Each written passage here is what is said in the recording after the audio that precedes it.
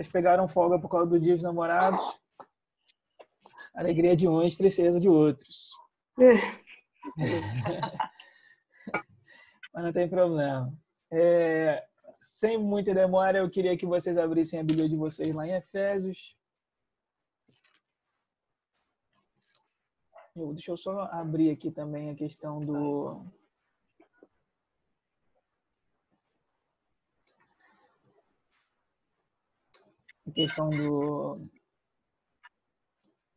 dos slides. Vamos lá. A Márcia tá aí? Tô aqui. Ok. Na semana passada,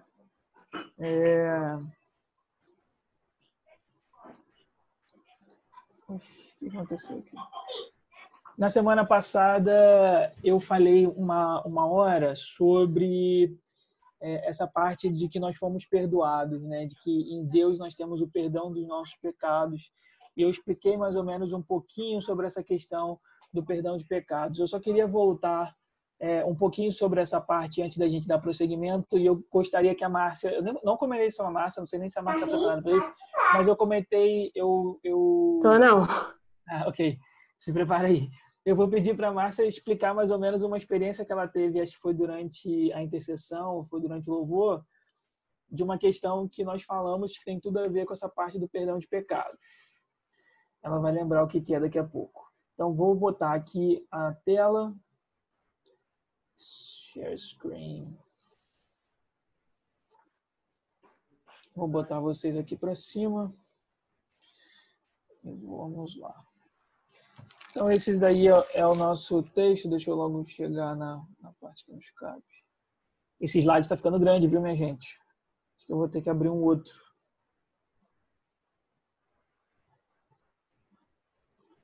Essa parte aí do perdão de pecados.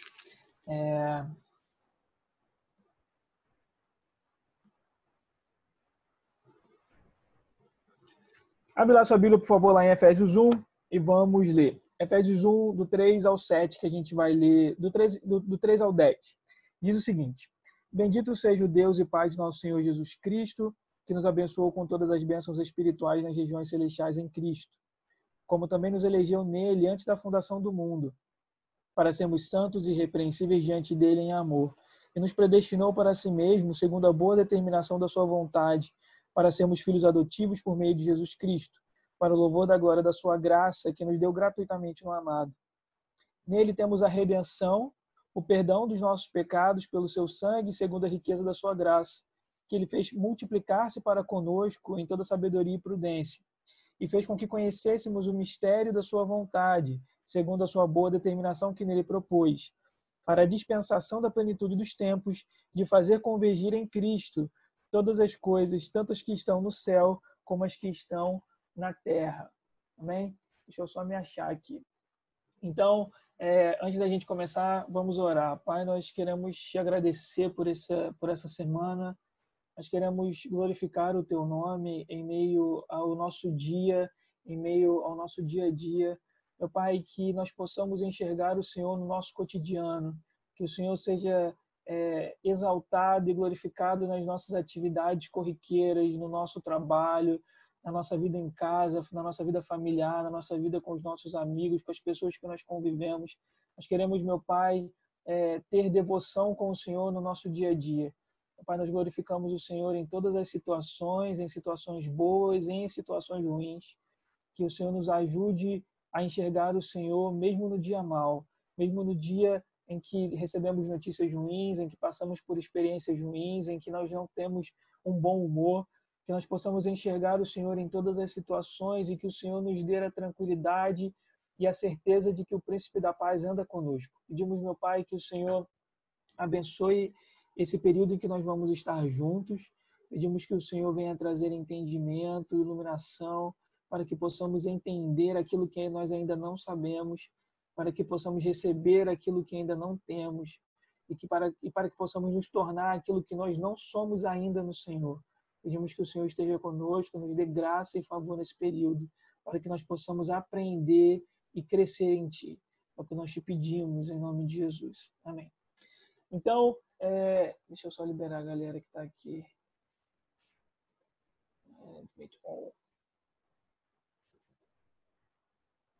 Foi?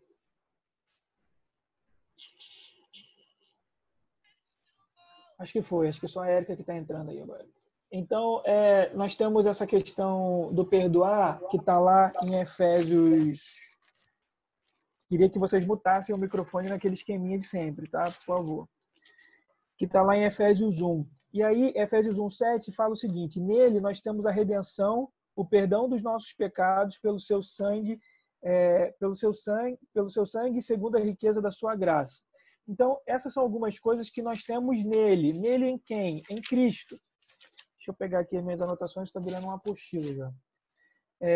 Então, em Cristo nós temos redenção, nós temos perdão dos nossos pecados, nós recebemos sabedoria e prudência e nós recebemos a permissão de conhecer esse mistério, que nós vamos falar um pouquinho hoje. Agora, quando nós falamos em perdoar, a palavra que está aí na sua tela, perdoar significa o quê? Perdoar significa levar embora. E eu queria só ressaltar esse ponto do levar embora, porque isso muda toda a nossa ideia do que acontece quando Deus nos perdoa. Então, perdão significa ir levar embora. Jesus, então, ele morre na cruz em nosso lugar para levar os nossos pecados embora, a fim de que nunca mais sejam vistos. Por que Jesus faz isso? Morre em nosso lugar para levar os nossos pecados para que eles não sejam mais vistos, para que eles não sejam também mais lembrados pelo Senhor. Se os nossos pecados não tivessem sido levados embora, eles estariam constantemente diante de Deus. E a única resposta que Deus daria para os nossos pecados seria a condenação. Então, o perdão de Cristo ele é completo, como diz aí em João 1:29, em Colossenses 2:14. Agora, a questão de Deus levar o nosso pecado embora... Deixa eu só liberar o pessoal. A questão de Deus levar o nosso pecado embora é que eu quero chamar a atenção aqui para vocês. Lembra daquela questão, como diz lá, a gente tem aquele hábito, né? Deus lança os nossos pecados no mar do esquecimento. Você lembra disso? Levanta a mão aí quem já ouviu falar dessa questão do mar do esquecimento. Uma curiosidade sobre essa expressão. Essa expressão não existe na Bíblia. Essa é aquela coisa que a gente fala achando que está na Bíblia, mas não está. Aquela coisa, o cair é do homem, mas o levantar é de Deus. Perdão e mar do esquecimento. Isso é um texto que não está na Bíblia. O que está na Bíblia é um texto que está lá em Miqueias. Abre a sua Bíblia lá em Miqueias. Miqueias fica antes de Naum. Não sei se eu ajudei muito vocês com essa referência. Miqueias antes de Naum. Mas ele é um profeta menor. Miqueias 7, versículo 18 e o versículo 19. Ele diz o seguinte: quem é Deus semelhante a ti, que perdoas a maldade e te esqueces da transgressão do remanescente da tua herança? O Senhor não retém a sua ira para sempre, porque ele tem prazer na misericórdia.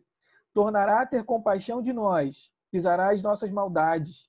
Tu lançarás todos os nossos pecados nas profundezas do mar. Ou tu lançarás nossos pecados no mar. E daí, desse texto é que nasceu essa expressão mar do esquecimento. Mas ele não vai aparecer na Bíblia, essa coisa do mar do esquecimento. Não aparece na maioria das traduções. Olha o que diz de interessante no versículo 18. Quem é Deus semelhante a ti, que perdoas as maldades, e olha isso, e te esqueces da transgressão do remanescente da tua herança. Então, quando Deus perdoa, ele esquece os nossos pecados. Por quê? Porque perdoar é levar embora. Então, quando Jesus ele morre na cruz, ele derrama o seu sangue por mim e por você, ele leva embora os nossos pecados de diante de Deus.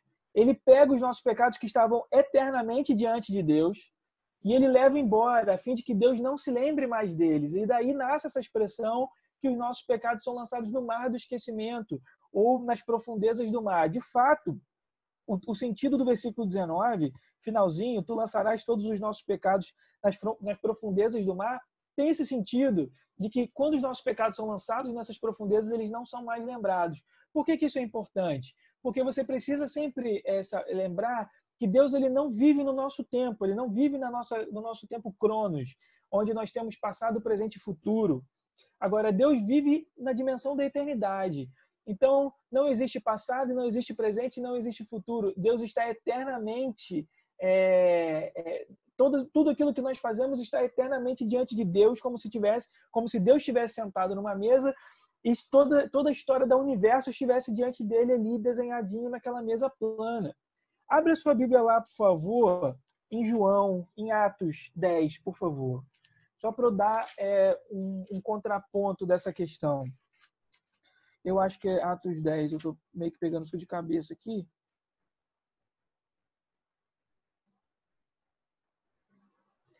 Atos 10, versículo 30 e versículo 31, é Deus falando para Pedro ir na casa de Cornélio. Olha que coisa interessante. Atos 10, versículo 30.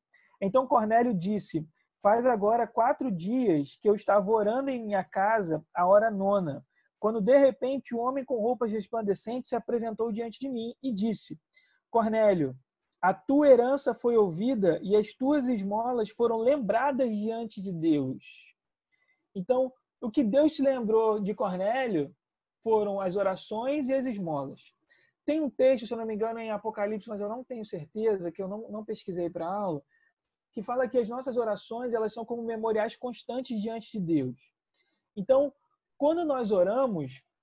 Deixa eu só liberar o Guilherme. Quando nós oramos, as nossas orações ficam constantemente diante de Deus como memorial. E Deus se lembra das nossas orações. Por quê? Porque para Deus não existe passado, presente e futuro. Então, a oração que a Flávia fez há 20 anos atrás está diante de Deus como a oração que a Flávia fez hoje de manhã. Para a Flávia, existe essa diferença da oração que ela fez hoje de manhã para a oração que ela fez há 20 anos atrás. Para Deus, não. É como se a Flávia acabasse de ter feito essas orações. Então, essas coisas estão aí diante de Deus na eternidade. Então, da mesma maneira que os nossos pecados estavam constantemente diante de Deus, isso geraria para nós uma única resposta, que era a condenação. As nossas orações e as nossas esmolas também estão. E daí existe essa importância de você orar constantemente, porque as nossas orações estão constantemente diante de Deus. E chega uma hora em que Deus vai se lembrar dos nossos pedidos. Vai chegar uma hora que Deus vai falar: beleza, está na hora de eu responder essa oração. Agora, quando Deus vira e fala assim, está na hora de responder essa oração, para Deus é como se nós tivéssemos acabado de fazer, porque não existe essa questão do tempo. Eu não vou ler, mas se você quiser anotar, o texto de 1 Samuel 1,19, quando Deus se lembra da oração de Ana, é uma aplicação prática disso que eu acabei de falar. Ana faz uma oração, vai para casa e Deus então se lembra da oração que Ana fez, porque a oração de Ana subiu como memorial diante do Senhor. Então, quando nós falamos aí que o perdão significa levar embora, significa que Jesus, então, ele morre na cruz e ele tira da vista do Senhor os nossos pecados. E quando ele tira da vista do Senhor os nossos pecados, então, nós somos perdoados. Alguém que tem alguma pergunta? Márcia, você quer falar daquele negócio? A Márcia teve uma experiência na semana passada, semana retrasada, e depois ela comentou comigo em particular. Então eu vou pedir para ela falar um pouquinho. Oi. Oi, Márcia, pode falar. Então, foi curioso que foi naquele dia mesmo, né? Foi na sexta-feira retrasada. Você não quer ligar a câmera não, só por causa da gravação? Ah, sim, é porque eu tô... Desculpa aí, eu tô viajando. Não, é só para aparecer a gravação. Vai, tá. Vai. Então, foi na sexta-feira retrasada. E a gente tem... O pessoal da intercessão tá nos turnos, né? Uma direção aí do ministério. De orar às 6 da manhã, meia-noite, meio-dia, 18 horas, né? Eu fiquei no turno das 18 e foi nesse turno que aconteceu. Eu já estava assim, finalizando já, vamos dizer assim, né? A oração já estava um tempo lá, orando. E aí, de repente, eu comecei a ver, eu fiquei meio surpresa, assim, porque eu estava realmente assim, eu não estava clamando, nem nada, eu estava só adorando mesmo, acho que eu não estava nem dizendo nada exato, assim. Não lembro agora. E aí, de repente, eu vi algo parecido com uma corda. Foi engraçado que parece que eu vi de longe e foi aproximando. Então, de longe, a primeira coisa que eu vi foi uma corda. Sacou uma corda grossa, assim, sabe? E aí depois eu fui vendo ela de perto. E aí eu fui vendo que não era uma corda. Que era como se fosse um trilho. E aí eu vi, assim, vários... Eu tentei desenhar até para eu, assim, não esquecer, né? Eu vi, assim, vários filetinhos, né, nesse trilho. Como se fosse realmente um trilho de trem, sabe? Assim, vários segmentozinhos. E em cima disso, eu via, assim, eu entendia que havia a figura de Deus em cima desse trilho. Essa corda, aí ora, assim, eu falo corda porque foi o que eu vi primeiro, ficou na minha cabeça como corda. Então, assim, ora ela era puxada para a direita. Ela era puxada para a direita. E o que eu fiquei, assim, olhando naquilo ali era que nesses filetinhos dessa corda, parece assim que saltava assim na minha mente, assim, gerações. Acho que para eu ligar o que eu estava vendo ao que ele estava comunicando, né? Que eu creio que foi algo de Deus. E aí eu via as gerações, a primeira, a segunda, a terceira. Eu vi um homem cortando uma árvore, parecia assim, uma coisa assim bem... assim, a gente acaba comparando com o que a gente imagina e baseado no que a gente conhece, estuda até, né? Estou dizendo que Deus me falou que era alguém assim. Mas realmente eu vi um homem cortando uma árvore muito grossa, de tronco muito, muito largo, com machado, ele estava ali cortando. Depois eu vi um outro homem atravessando uma rua de tijolinho, assim, uma coisa assim, bem velha, bem antiga, sabe? E eu fui vendo várias... Aí depois as cenas começaram a ficar muito rápidas e eu não lembro exatos das cenas. E o que marcou nisso para mim foi que assim, Deus estava em cima disso tudo, isso tudo estava acontecendo. Ao mesmo tempo, mais ou menos assim, isso aqui, tudo filetadinho, o primeiro, o segundo, o terceiro, estava tudo acontecendo junto, Deus aqui em cima, essa corda sendo puxada para a direita. Me vieram algumas palavras, 1 Pedro 1,18, Deuteronômio 7,9, que fala que Deus faz a aliança, né, das gerações e tal, anotei aqui. Muita palavra de Salmos também.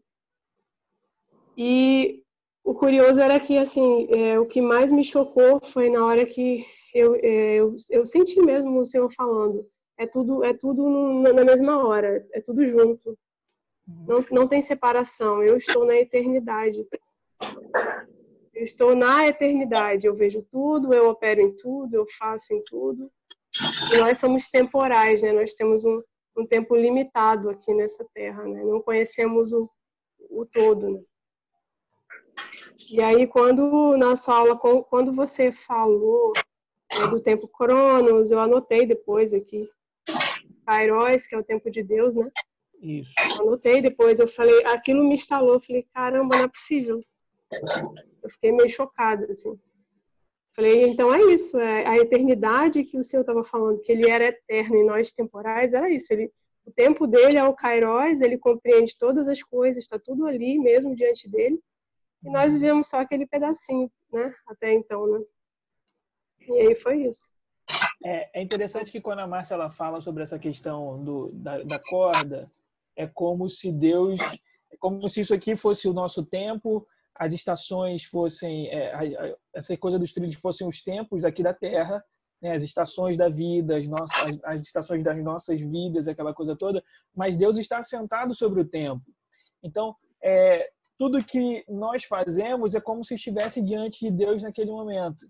É justamente por causa dessa visão que a Márcia teve, da maneira como Deus se posiciona com o tempo, que foi necessário que o perdão fosse no sentido de levar embora.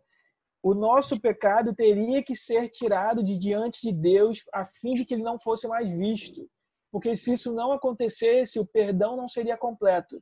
Não seria possível que Deus nos perdoasse, porque os nossos pecados estariam diante dele e Deus seria lembrado dos nossos pecados constantemente, entendeu?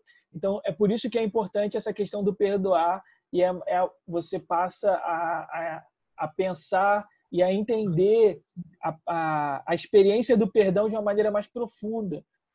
Quando Deus ele perdoa os seus pecados, ele não simplesmente, beleza, eu não vou fazer nada contra ele, não vou guardar no meu coração esse pecado que ele cometeu contra a minha santidade.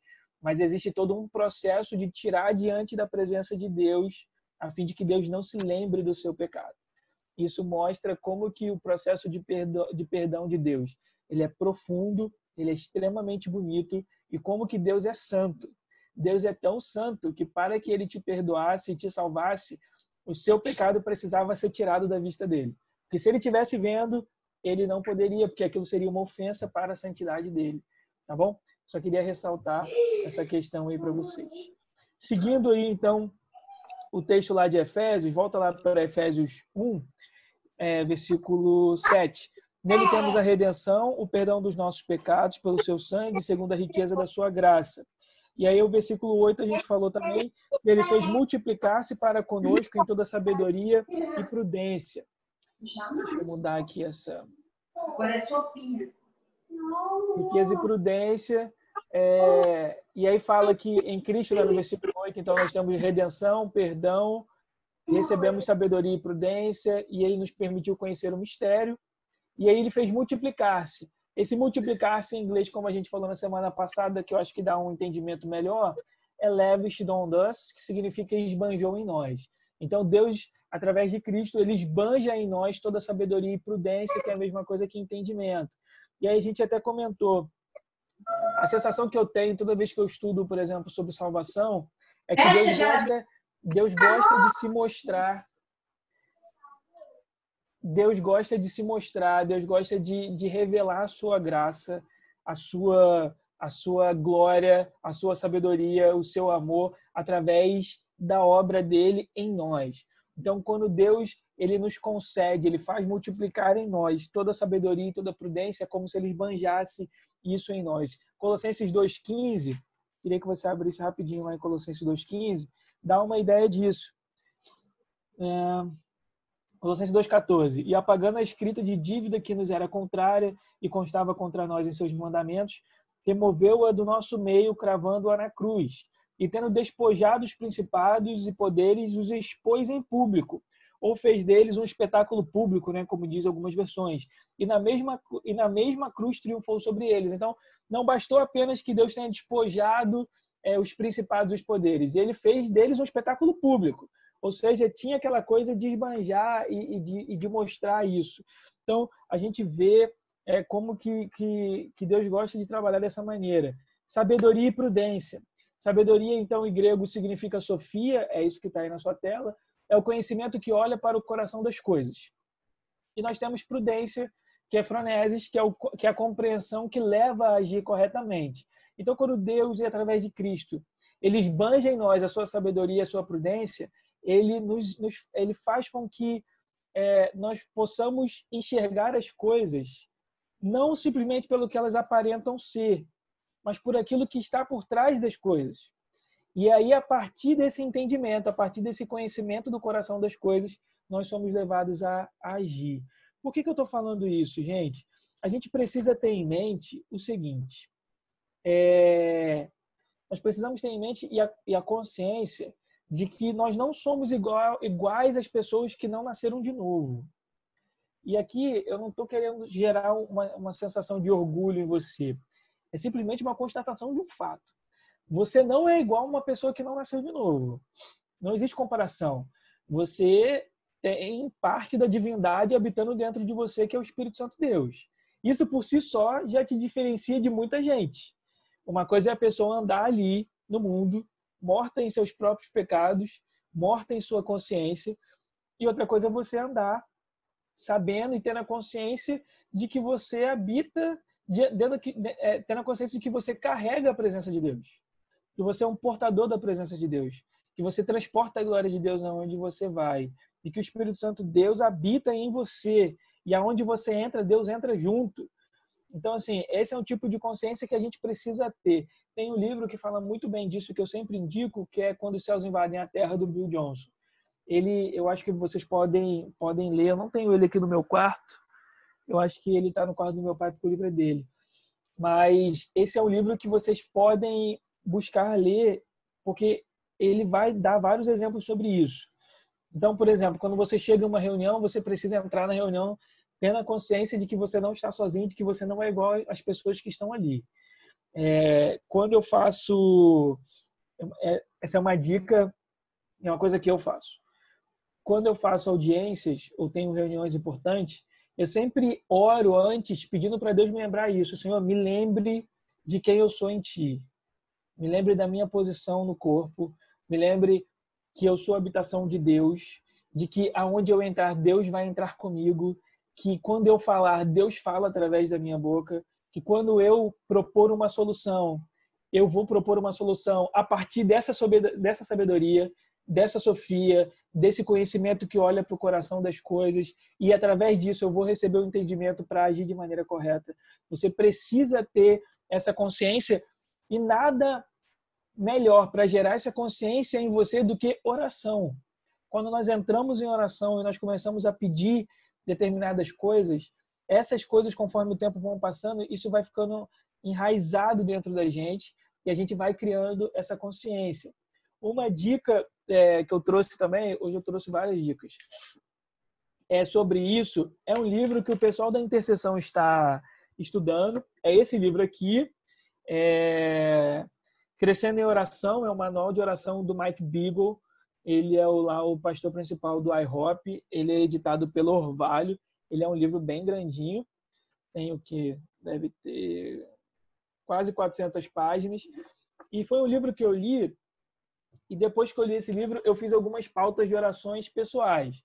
Então, eu tenho uma pauta de oração do meu dia a dia. Eu tenho uma lista de oração quando eu vou fazer audiência, quando eu tenho um problema para resolver, quando eu preciso orar pela minha família. Eu organizei isso com motivos de oração e passagens bíblicas. Eu acho que isso é uma coisa interessante de você fazer. Se você está no estudo da intercessão, provavelmente o pastor Marcos tem falado sobre esse livro.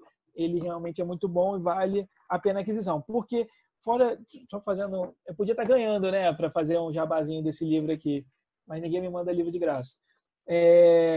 O legal desse livro aqui de você ter, que ele é um livro que você vai ler e depois você vai voltar nele para consultar.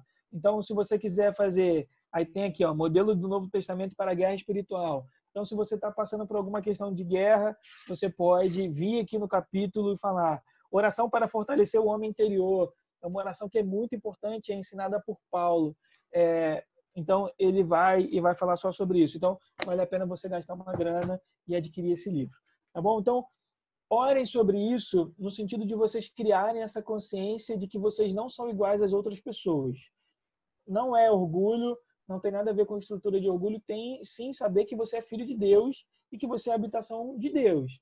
Tá? Eu trouxe aí a dica aí o que o William Barclay fala. O Barclay, ele era um teólogo e ele era um pastor da Igreja da Escócia. A Igreja da Escócia é uma igreja reformada ligada à Igreja Presbiteriana e ele foi professor de divindade da Universidade de Glasgow. Então, Barclay falando sobre essa questão da sabedoria e da prudência, que a sabedoria é a capacidade de você olhar o coração das coisas e a prudência é você agir a partir dessa sabedoria, ele vira e fala: Cristo outorga aos homens a habilidade de ver as grandes venturas da eternidade, sabedoria, e de resolver os problemas de cada instante, entendimento. Então, Barclay, ele vai juntar as venturas da eternidade, são questões espirituais, e ele vai juntar também os problemas de cada instante, que são as questões naturais. Então, nós temos essa dupla habilidade. Nós temos a habilidade de nos movermos muito bem no sobrenatural e de também nos movermos no espiritual, no natural. Olha o que diz aí. Em Cristo, então, nós não somos apenas redimidos e perdoados, mas também temos um entendimento iluminado para compreendê-lo. Isso é fundamental. Se Deus não tivesse iluminado o nosso entendimento, nós nunca compreenderíamos Deus. E, de fato, nós ainda não compreendemos Deus. Nós olhamos para determinadas coisas. Uma vez eu acho que eu conversei isso com o Paulo da Michele, ou foi com o Júnior. Às vezes nós olhamos para determinadas coisas e nós não compreendemos. E eu sinceramente acredito que quando Jesus voltar e nós tivermos os nossos corpos glorificados no milênio e depois do milênio, nós estaremos em unidade plena com o Senhor, assim como Adão e Eva estavam em unidade plena com Deus, o Espírito Santo e com Jesus antes do pecado, e nós teremos resposta para tudo aquilo que hoje nós pensamos e divagamos e não sabemos. Então, por exemplo, eu já falei isso em aula na igreja. Eu sou um cara que gosta de cosmologia. Um dos meus programas preferidos é Cosmos, que tem do National Geographic. Então, quando fala sobre o universo, aquela coisa toda. Aí, beleza. Aí, quando eu olho para aquilo, eu fico pensando, por que Deus fez todas essas coisas? Se nós só habitamos um planeta que é bem pequeno, nesse canto do universo, e todo o restante. Aí você, é para que Deus revelasse o seu poder. Beleza, mas revelar o seu poder para quem? Se nós não temos a dimensão de que aquelas coisas existem lá, porque nós não conseguimos enxergar. É o tipo de coisa que é bobo para algumas pessoas, mas eu olho e eu fico pensando.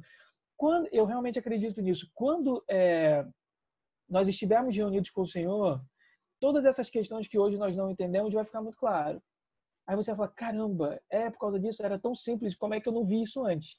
Mas por que nós não vemos isso antes? Porque nós não conseguimos compreender Deus em sua totalidade. Não sei se um dia conseguiremos compreendê-lo em totalidade. Até porque Deus, a gente não termina de conhecer Deus, né? Uma vez eu já dando aula, eu já falei isso. A gente não termina de conhecer Deus da mesma maneira que os anjos não deixam de ficar assustados com a glória e o poder do Senhor. Por isso que toda hora eles repetem santo, santo, santo. Agora, vai chegar uma hora que algumas coisas que nós hoje não compreendemos, isso vai ficar claro para a gente. Se os nossos olhos não tivessem sido iluminados pelo Senhor, o pouco que nós compreendemos de Deus agora, nós desconheceríamos. Então, já viu? Às vezes a gente conversa, a gente fala, cara, como é que alguém escolhe não seguir a Cristo? Entrou uma ligação. Como que alguém escolhe não seguir a Cristo? Como que alguém escolhe não entregar a sua vida ao Senhor? Como que isso é possível? Às vezes a gente pensa esse tipo de coisa. Agora, a gente precisa saber, os nossos olhos foram iluminados e o daquela pessoa ainda não foi. Por isso que ela não enxerga algo que para a gente é tão claro. Efésios 1:17. Olha o que Paulo fala em Efésios 1:17, versículo 18. Para que o Deus de nosso Senhor Jesus Cristo, o Pai da glória, vos dê o espírito de sabedoria e de revelação no pleno conhecimento dele, sendo iluminados os olhos do vosso coração, para que saibais qual é a esperança do chamado que ele vos fez, quais são as riquezas da glória da sua herança nos santos. Versículo 18. Sendo iluminados os olhos do vosso coração, para que saibais qual é a esperança do chamado. Então, para que você possa entender o seu chamado, e aqui está falando sobre salvação, Deus precisou iluminar os seus olhos. Por que você foi para Deus? Porque Deus iluminou os seus olhos. E aqui, Paulo está falando de uma experiência própria. Como é que foi a conversão de Paulo, lá quando ele estava no caminho? Veio uma luz muito forte e cegou Paulo. E ele cai do cavalo, aquela coisa toda, e depois cai em escamas dos olhos dele, tem toda a conversão de Paulo. Mas por que foi daquela maneira? Porque naquele momento os olhos de Paulo foram iluminados. Paulo recebeu essa iluminação que vinha do Senhor. Se não fosse assim, ele continuaria no caminho dele, perseguindo os cristãos e perseguindo a Cristo, a causa do Evangelho. Mas então chega uma hora que o entendimento de Paulo ele é iluminado. Abre a sua Bíblia lá, por favor, em 1 Coríntios 2, só para eu dar mais um exemplo disso. 1 Coríntios 2. Algumas pessoas têm dificuldade de falar Coríntios, né? Aqui é um, tadinho. Depois vamos lá.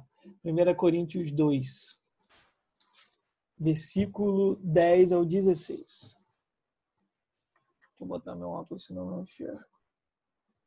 Esse texto é muito interessante. Olha o que diz, eu tenho anotações de versículos por versículos que eu vou ler. Estou mostrando a folha logo para mostrar, só para eu não esquecer de nada. 1 Coríntios 2, do 10 ao 16. Deus, porém, revelou-as a nós pelo seu Espírito, pois o Espírito examina todas as coisas, até mesmo as profundezas de Deus. Pois quem conhece as coisas do homem, senão o Espírito do homem, que está nele? Assim também ninguém conhece as coisas de Deus, a não ser o Espírito de Deus. Não temos recebido o Espírito do mundo, mas sim o Espírito que vem de Deus, a fim de compreendermos as coisas que nos foram dadas gratuitamente por Deus. Também falamos dessas coisas não com palavras ensinadas pela sabedoria humana, mas com palavras ensinadas pelo Espírito Santo, comparando coisas espirituais com espirituais.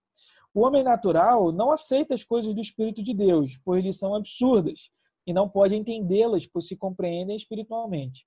Mas aquele que é espiritual compreende todas as coisas, ao passo que ele mesmo não é compreendido por ninguém. Pois quem jamais conheceu a mente do Senhor para que possa instruí-lo, mas nós temos a mente de Cristo. Olha o que diz o versículo 11. Pois quem conhece as coisas do homem, senão o Espírito do homem que está nele? Assim também, ninguém conhece as coisas de Deus, a não ser o Espírito de Deus. Agora, só o Espírito de Deus conhece as coisas de Deus. Então, como nós, meros mortais, podemos conhecer essas coisas que vêm do Senhor? Versículo 12. Não temos recebido o Espírito do mundo, mas sim o Espírito que vem de Deus. Por que nós temos o Espírito Santo? Porque se nós não tivéssemos o Espírito Santo, nós não compreenderíamos as coisas do Senhor. É por isso que aqui agora eu estou falando sobre coisas espirituais. Eu estou falando de coisas espirituais para pessoas que são espirituais. Se eu estivesse falando de coisas espirituais para pessoas que são naturais, elas não compreenderiam. Que é o que diz o versículo 13. Também falamos dessas coisas não com palavras ensinadas pela sabedoria humana, mas com palavras ensinadas pelo Espírito Santo, comparando coisas espirituais com espirituais. Eu consigo ter uma conversa com o pastor Marcos, por exemplo, sobre assuntos espirituais.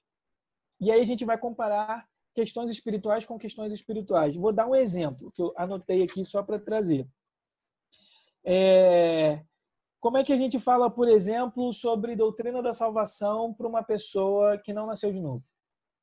Como que eu explico para ela e como que ela entende a grandeza do fato de que Deus abriu mão da sua divindade, desceu à terra e morreu em nosso lugar? Não apenas isso.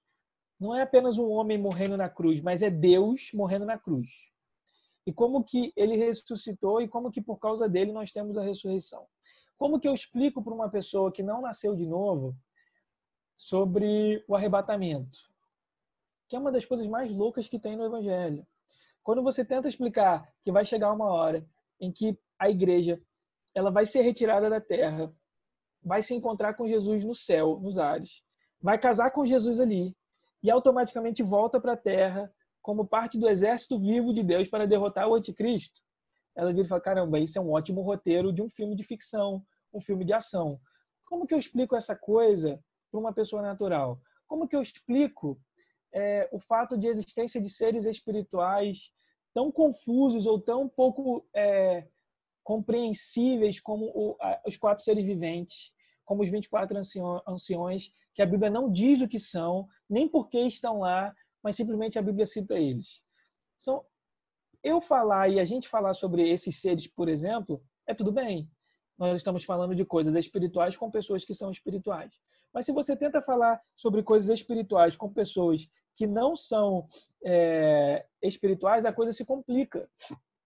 É por isso que Paulo vai falar que a mensagem do Evangelho ela é uma mensagem escandalosa. Paulo vai chamar de o escândalo da cruz. Abre lá a sua Bíblia, 1 Coríntios 1:19. Só para eu dar um outro texto disso. 1 Coríntios 1:19.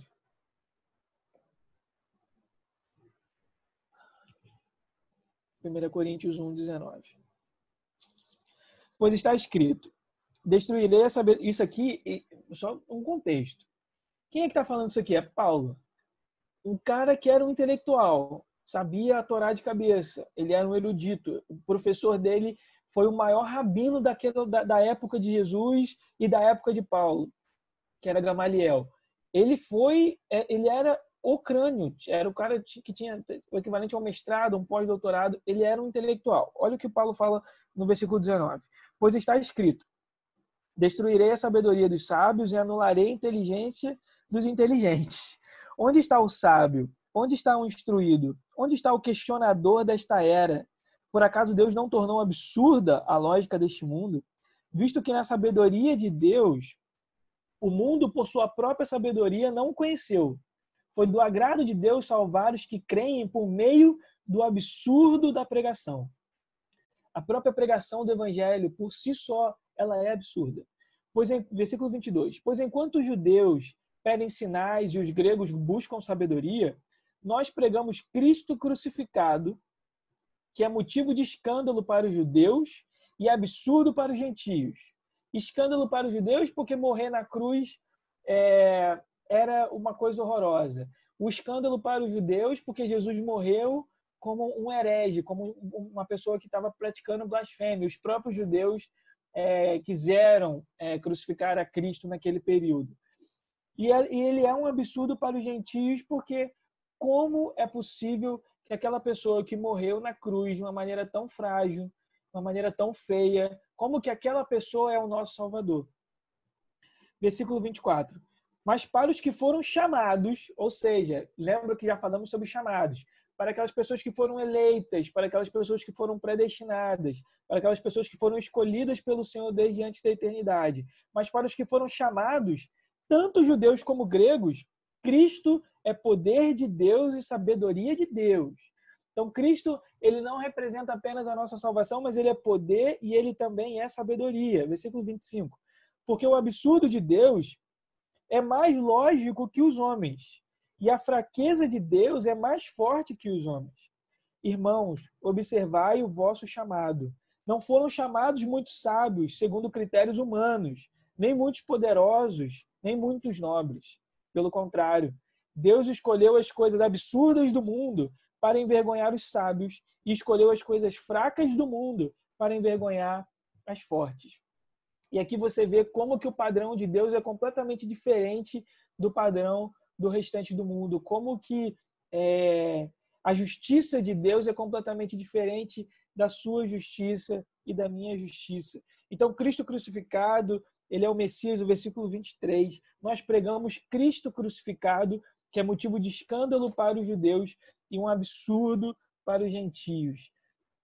Por que que Cristo crucificado ele é um absurdo para eles, mas para a gente é poder e é sabedoria? Porque nós recebemos sabedoria e entendimento do Espírito Santo. É por isso que quando nós falamos que milagres são possíveis, nós temos fé em milagres.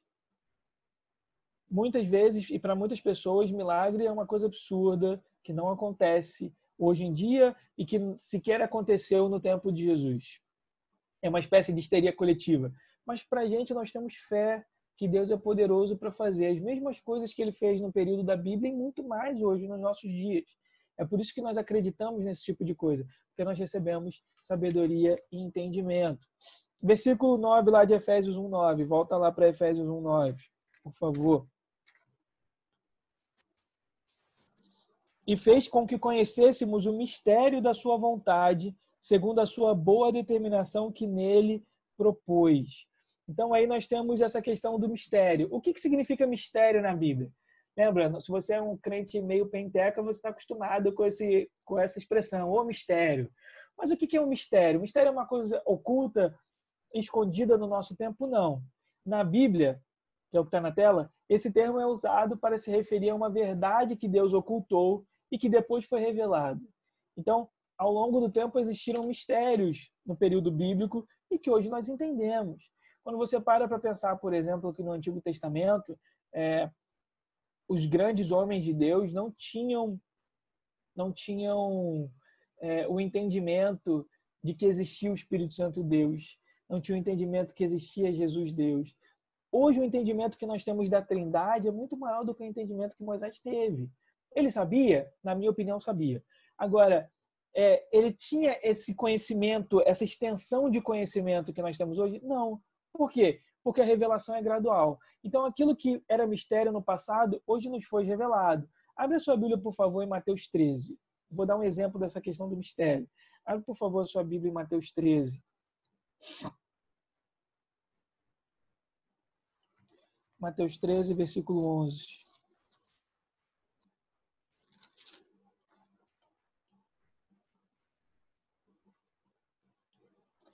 Jesus lhe respondeu, porque a vós é dado conhecer os mistérios do reino do céu, mas não a eles. Jesus estava falando aqui para os seus discípulos. Então, para as pessoas que nasceram de novo, foi dado a conhecer os mistérios de Deus. Foi dado a entender e a compreender aquelas coisas que estavam ocultas desde a eternidade e que agora ela é revelada. Eu acho que eu estava conversando com alguém aqui em casa, em algum momento, e nós estávamos falando sobre uma questão, eu não me lembro mais qual era o assunto, mas a gente falou que a tendência é que o conhecimento de Deus se multiplique no tempo do fim. A Bíblia fala que a sabedoria, que o conhecimento de Deus vai se multiplicar no final. Então, a gente está falando sobre Daniel. Algumas profecias bíblicas que antes estavam ocultas e que não tinham, não foram explicadas, como a própria profecia do livro de Daniel, hoje e mais para frente, elas serão entendidas por nós, a Igreja de Cristo do tempo do fim.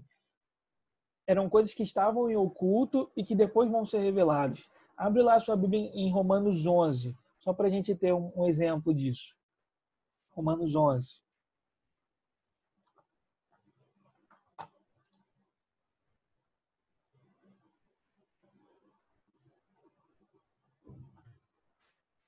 Romanos 11, minha gente, é o texto que explica a relação entre Israel e igreja no mundo. Algumas pessoas acham muito erradamente que a igreja substituiu Israel, que Jesus veio para os seus e os seus não receberam, e que por causa disso Deus ele meio que rejeita o Israel natural e adota o Israel espiritual, que é a igreja. Isso é um erro, isso é um absurdo, isso é até heresia. O texto que diz claramente sobre isso na Bíblia, e que é difícil da gente refutar, é Romanos 11. Tanto que o texto, o subtítulo do capítulo de Romanos 11 é o futuro de Israel. Olha o que diz Romanos 11, do 25 ao 27. Não vou ler o texto todo, tá? Irmãos, não quero que ignoreis esse mistério, para que não sejais arrogantes. Isso é Paulo falando para a igreja em Roma. O endurecimento vem em parte sobre Israel, até que chegue a plenitude dos gentios.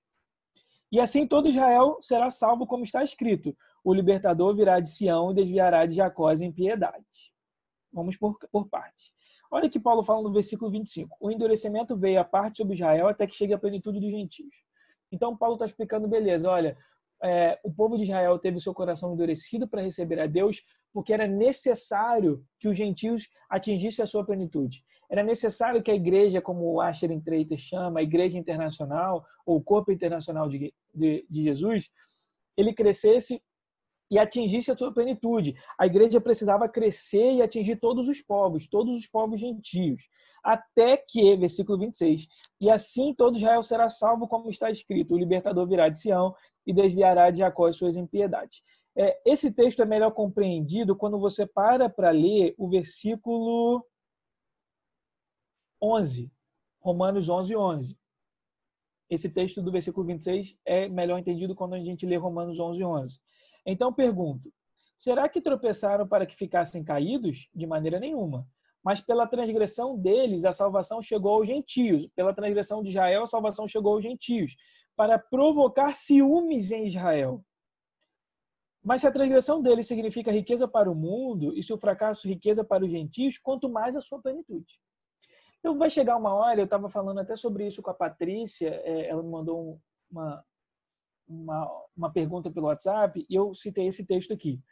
A Igreja de Cristo, no período da tribulação, antes de Jesus voltar, ela vai atingir o seu estado de maturidade, de plenitude. Isso vai se dar no meio da tribulação. Eu não acredito na tese da igreja triunfante, em que a igreja vai crescer tanto e vai dominar todas as esferas de autoridade dos governos. Eu acredito sim em influência, acredito sim nas esferas, nos 7 montes, acredito que a igreja tem que estar presente, mas não acredito que a igreja vai dominar esse tipo de coisa, porque a Bíblia me diz que as coisas pioram antes que elas melhorem. As coisas pioram e Jesus volta no ápice da maldade. Nesse período de tribulação é que a igreja vai crescer e vai chegar na sua plenitude. Quando você para estudar a história da igreja, a igreja ela cresce quando existe perseguição. A igreja se expande e ela precisa se expandir para Roma. Por isso que Paulo escreve, por isso que Romanos vem logo depois de Atos, quando a igreja nasce. A igreja se expande para Roma, porque de Roma o evangelho se expandiu para todas as regiões. Agora, a igreja cresce a partir da perseguição romana. Então, historicamente, a gente vê isso na igreja. Então, no período de tribulação, enquanto a igreja e os santos estiverem estiverem sendo perseguidos, a igreja vai crescer ao ponto de número e de poder. Eu realmente acho que vai ser de número e de poder. Ou seja, a igreja vai operar milagres. A igreja, não o homem. A igreja vai operar milagres. A igreja vai andar debaixo da unção de Cristo. A pregação do evangelho vai ser de poder e não vai ser mais essa coisa rasa como nós estamos vendo. As pessoas vão ser curadas, demônios vão ser expulsos. A igreja vai manifestar de fato a glória de Deus. É por isso que a colheita do tempo do fim será muito grande, porque a igreja irá manifestar Cristo, como sempre deveria manifestar. A igreja não é uma instituição, a igreja é o corpo de Cristo na terra, ela representa fisicamente Jesus, que não está fisicamente presente na terra, já que ele está fisicamente à destra de Deus, com seu corpo glorificado. Então, quando isso acontecer, o versículo 11 acontecerá. De maneira nenhuma, mas pela transgressão deles, a salvação chegou aos gentios para provocar ciúmes em Israel. Os professores de escatologia, eles usam esse texto para falar: a plenitude da igreja do tempo do fim vai gerar ciúmes em Israel. Quando Israel olhar para a igreja e sentir ciúmes, então elas vão se voltar para Deus. É como se Deus fosse se revelar a Israel através da igreja. É basicamente isso que vai acontecer. E olha o que diz o versículo 26. E assim, todo Israel será salvo, como está escrito: o libertador virá de Sião e desviará de Jacó as impiedades. Os professores de escatologia também, isso aqui não é pacífico, mas muitos deles, como o próprio Ângelo Basso, eles acham que no tempo que Jesus voltar, todo Israel será salvo. Todos os judeus serão salvos. Porque todos irão ver Cristo e todos irão se voltar para ele. E eles usam essa questão de todos serão salvos quando Jesus voltar, com base nesse texto do versículo 26. Abre, por favor, a sua dúvida sobre essa questão aqui de Romanos 11. Não? Posso seguir? Ok. Abre, por favor, a sua Bíblia em Romanos 16.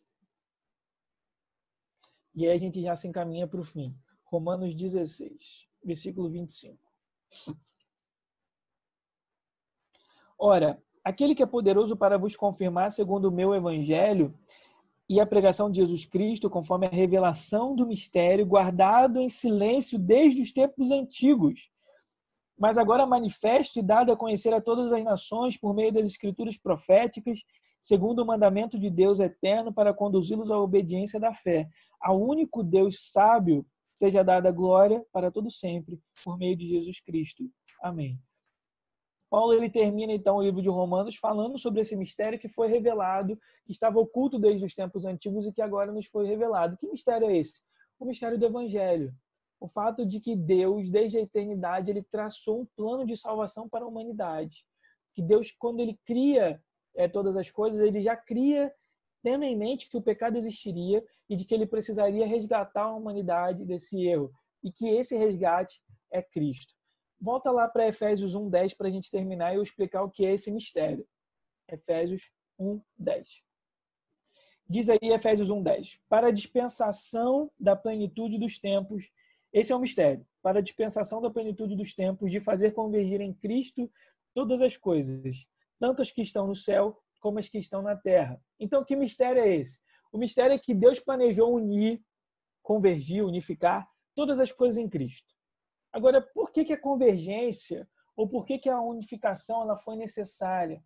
O mistério que Deus, então, ele planeja desde antes da fundação é usar Cristo como meio unificador de todas as coisas. Agora, por que a unificação precisou existir? Porque o pecado ele separa, o pecado ele fragmenta, o pecado ele destrói, ele corrói. E aquilo que antes estava unido, tanto as coisas espirituais quanto as naturais, tanto o tempo de Deus quanto o nosso tempo. Todas essas coisas que foram destruídas e fragmentadas com o pecado, elas vão necessariamente precisar ser unificadas. Que coisas são essas? Quais são todas essas coisas? Todas as coisas. São os santos de agora com os santos do passado. É a terra, o céu e a terra se encontrando. A dimensão de Deus com a dimensão do homem se encontrando. Lembra lá do Éden?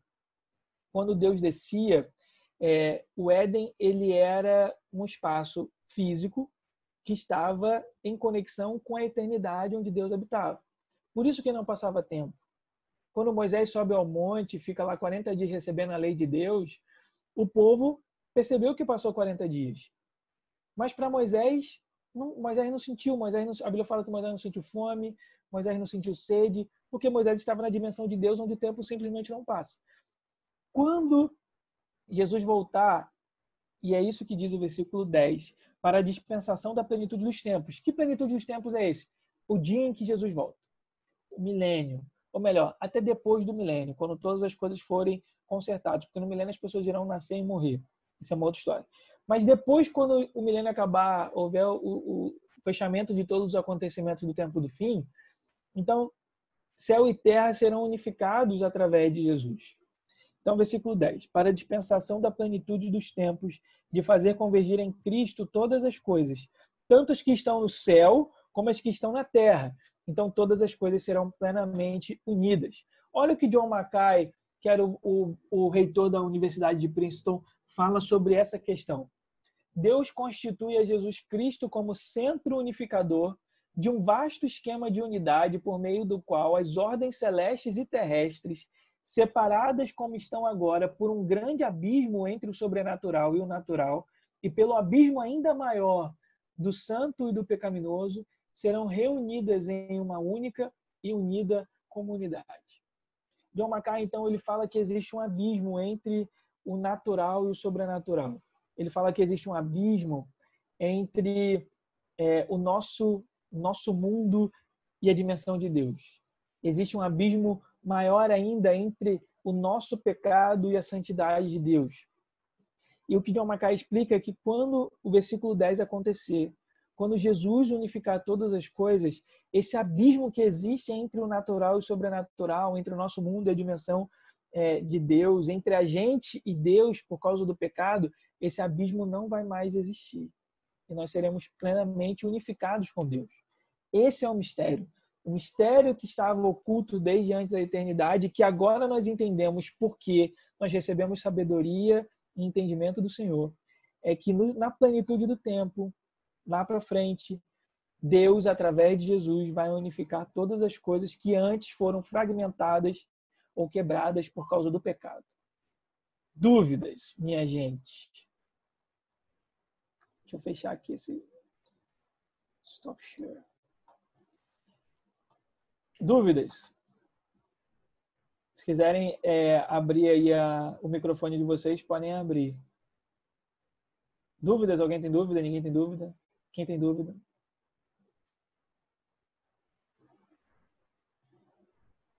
Ninguém? Falei muito rápido hoje, gente? Eu falei de boa?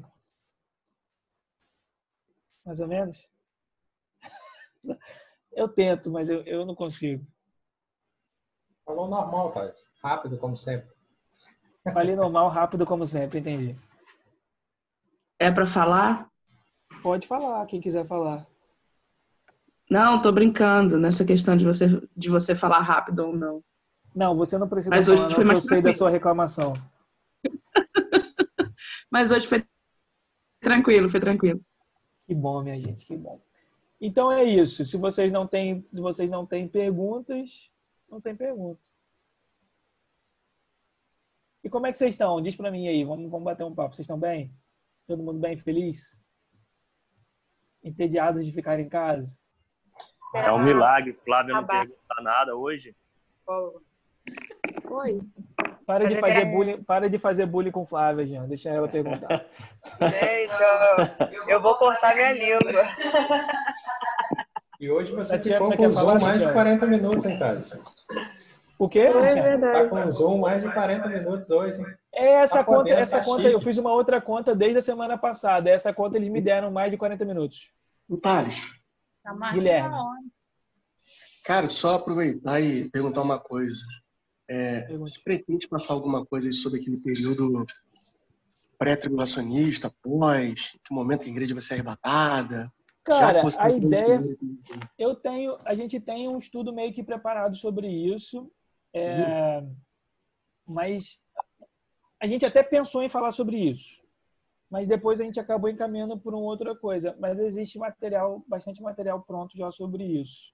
Eu acho um estudo interessante porque define a maneira como nós vamos esperar Cristo na volta, né? Eu acho interessante que saibam até para quando acontecer as pessoas não fiquem ofendidas com Cristo, porque eu acho que vai acontecer muito isso.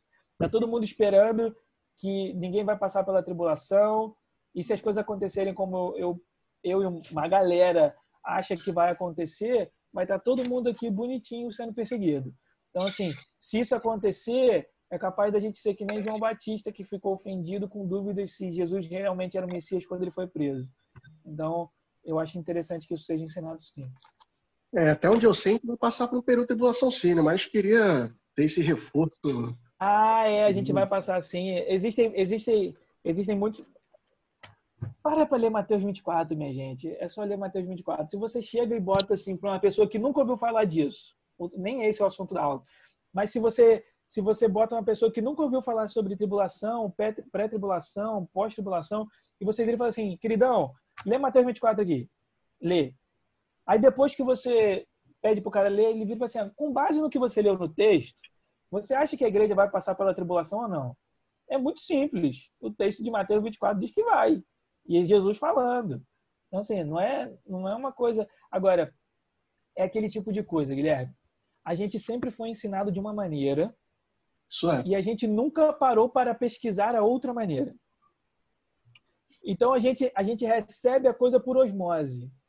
A gente não tem um raciocínio para aquilo, a gente não tem uma lógica para aquilo. Isso acontece muito quando a gente fala sobre doutrina da salvação também.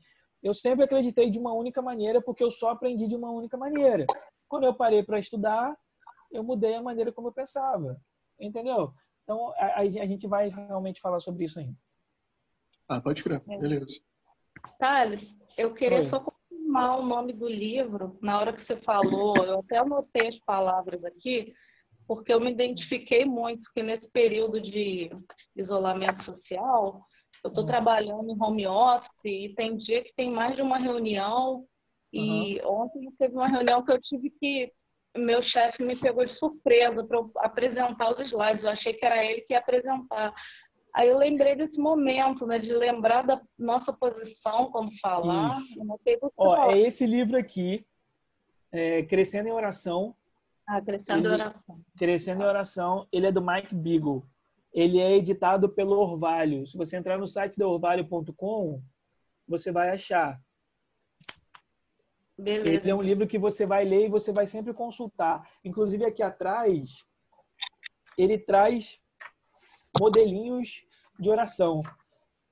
Então, oração de Paulo, oração apostólica de Filemon, oração pedindo dons espirituais, oração pedindo sabedoria de Deus. Então, ele vai te dar essa base para você poder fazer o seu próprio roteiro de oração. Então, é um manual. Esse livro é... Ali, ó, Marcos aqui está mostrando. Esse orvalho.com é de Subirá? É do Subirá. Ah, tá. Inclusive, o Subirá ele tem uma ligação aí com... Ele tem uma ligação com eles. O filho estudou lá na faculdade deles e tal. Eles estão bem juntos. É muito bom o material do pessoal do iHop, é muito bom. Existem alguns materiais no site deles que estão em português. E aí você, cara, pode beber o que vocês quiserem do pessoal do iHop, que é muito bom. Tatiana, mandar ver naquela oração agora. Oração para mandar ver na apresentação do PowerPoint, hein? Tá.